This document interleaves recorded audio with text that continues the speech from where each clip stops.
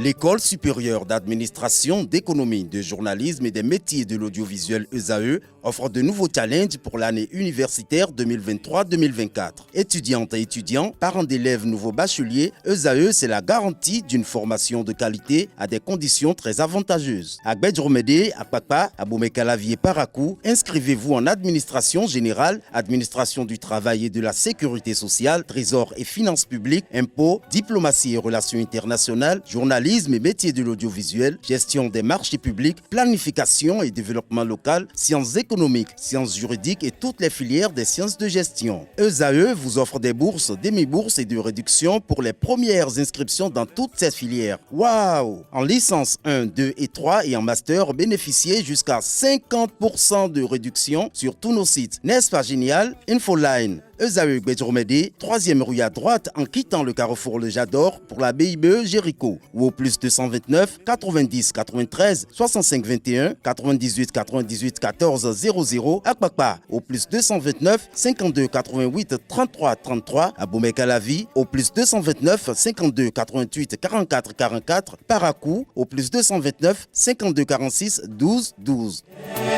ESAE, l'excellence à un an. Bonjour à tous, un quart de finale du tournoi amical international dénommé West Africa Champions Cup. Coton Football Club a éliminé Afia Football Club de la Guinée. Tout s'est joué lors de la séance des tirs au but hier où les cotonculteurs venus du Bénin ont été plus adroits. Le score était de 1 but partout au terme du temps réglementaire. Coton FC et plusieurs clubs de la sous-région ouest africaine sont actuellement en Guinée pour préparer les préliminaires de la Ligue des champions de la CAF qui démarre le week-end prochain. Dans le cadre du projet sport féminin, la Fédération béninoise de handball a lancé une formation au profit des arbitres de ligue et délégués techniques qui a démarré depuis le 5 août dernier. La cérémonie de lancement de cette formation a eu lieu dans la matinée d'hier lundi à la maison du handball Arendé. Reportage.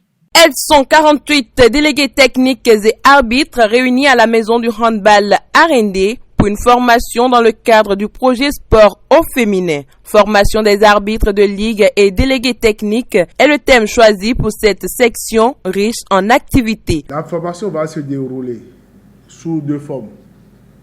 Il y a une partie théorique qui se fera ici et une partie pratique qui se fera au hall des arts sur le terrain. Et dans ce programme, nous aurons à échanger sur le rôle de l'arbitre, le rôle du délégué. Nous allons apprendre à siffler, nous allons apprendre à faire des gestes, à connaître un peu les règles de jeu pour pouvoir les appliquer. Le moral de ces participantes a été boosté de différentes manières pour l'atteinte du résultat escompté. Le changement est une porte qui ne s'ouvre que de l'intérieur. C'est le leitmotiv de ce lundi posté par la Fédération béninoise de handball. Et cela cadre si bien avec l'activité qui s'ouvre formellement ce matin. Et donc, quel que soit ce que vous allez recevoir ici comme formation, c'est d'abord votre volonté de l'accepter, de l'intégrer et votre volonté donc d'avoir la capacité de la mettre en pratique qui vous permettra d'atteindre l'objectif pour lequel vous êtes ici. Je vous convierai donc, chacune de vous, à faire de ce leitmotiv votre leitmotiv quotidien durant toute cette formation et ensuite durant tout votre cursus. Et je veux pouvoir compter sur vous. J'ose déjà compter sur vous parce que comme on le dit, confier la maison à la femme, elle vous apportera beaucoup de choses. Alors ne décevons pas du tout. C'est le moment de donner le meilleur de vous-même. Je vous souhaite de vraiment profiter de cette opportunité qui vous est donnée parce que celui qui vous donne la connaissance vous a tout donné. Cette personne-là vous apprend à pêcher. Donc nous souhaitons vraiment que vous puissiez renforcer vos compétences dans cette discipline-là, dans ces différents postes-là, pour que la femme aussi puisse être, que vous puissiez être aux grandes instances de décision. Vous voyez, on ne veut pas seulement que les femmes jouent, mais qu'elle soit aussi parmi les grands entraîneurs, les grands licenciés, les grands délégués. Contentes d'être sélectionnées parmi tant d'autres, ces jeunes femmes n'ont pas manqué de livrer leur impression. Je veux être habite parce que c'est toujours mieux de combiner sa passion, de savoir tout ce qui est autour de la passion, c'est-à-dire les règles et tout et tout. Donc je suis là en fait pour acquérir plus de connaissances dans ce domaine, de me perfectionner. Il y a des règles que je dois connaître pour éviter de faire des fautes sur le terrain. Cette formation va me permettre de me perfectionner encore en handball, en maîtrisant et surtout les règles du jeu et les sanctions qu'il faut donner aux joueurs en cas d'infraction. Et je suis venue ici pour suivre les formations de handball féminine en tant que déléguée technicienne. Et cette formation me permettra de mieux maîtriser les règles du jeu concernant le handball, de les pratiquer sur le terrain et d'évoluer avec mes connaissances antérieures. La formation comporte des enseignements sur les thématiques liées à l'arbitrage, au rôle que doivent jouer les délégués techniques, puis les nouvelles lois de jeu. Démarrée depuis le 5 août 2023, la formation prend fin le vendredi 11 août prochain. La 6e édition des Jeux Intercampus a connu son épilogue à l'université d'Abomey-Calavi le dimanche dernier dans une ambiance festive. Pendant une semaine, les étudiants des campus sous tutelle du Centre des œuvres universitaires et sociales d'Abomey-Calavi se sont évadés le temps d'une compétition. Reportage, c'est André Larios à Diagueno.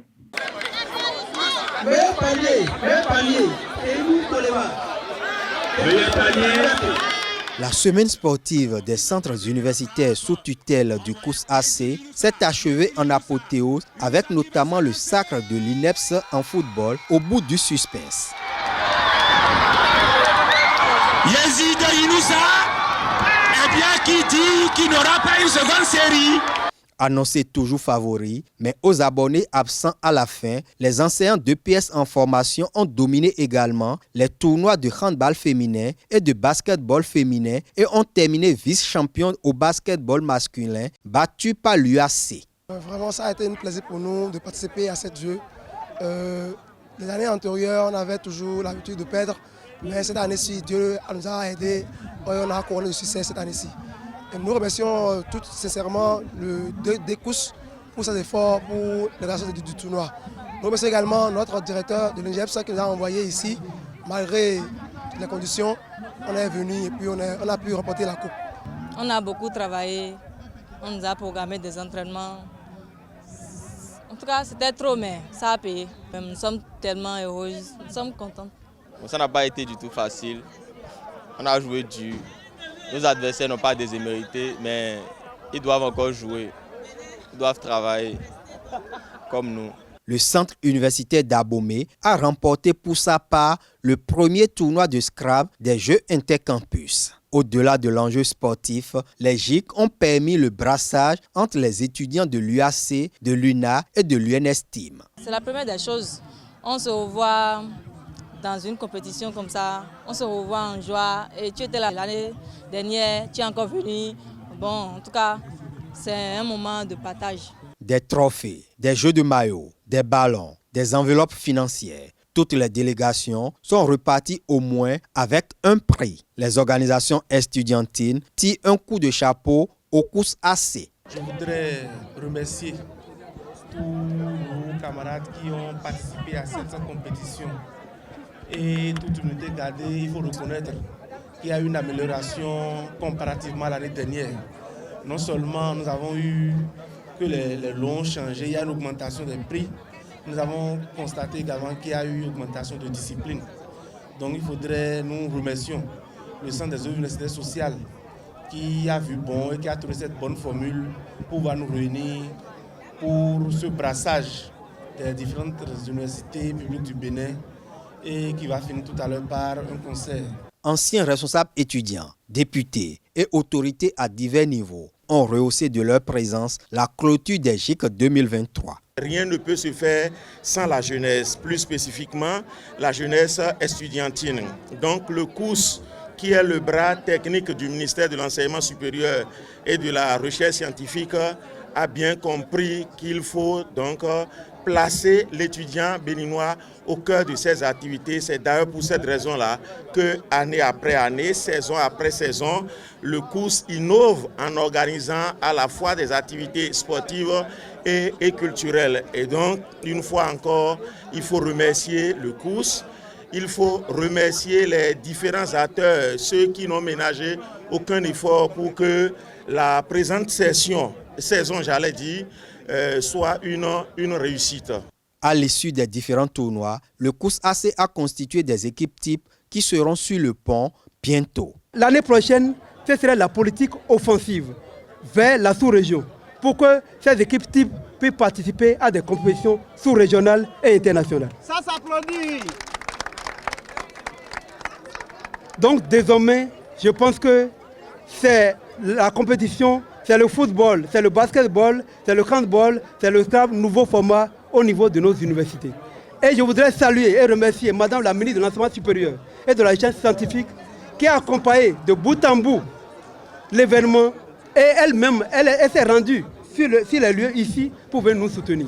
Donc le professeur Eleonore Yaïla Dekan, je la remercie et à travers elle, je remercie le chef de l'État, le président Patrice Talon pour son ambition pour ce pays parce qu'il veut du beau pour ce pays et nous sommes là pour l'accompagner. La Poste du Bénin, sponsor officiel des JIC 2023, a réaffirmé son engagement à accompagner le COUS AC dans l'organisation de la compétition. La Poste du Bénin, au nom de la directrice générale, Madame Judith Glidja, épouse Chiapé, dit félicitations à toutes les équipes. Ça a été un honneur pour nous d'être aux côtés du COUS à cette belle initiative.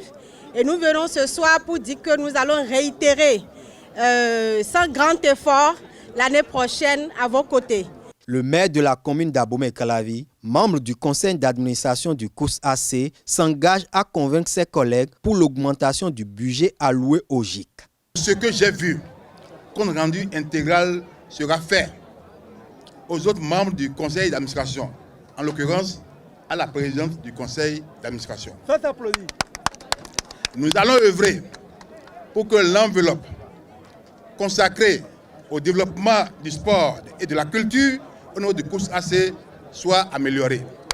Puisque nous avons constaté effectivement que l'université constitue la pépinière, sinon le laboratoire de tout ce que je peux appeler culture et aussi sport.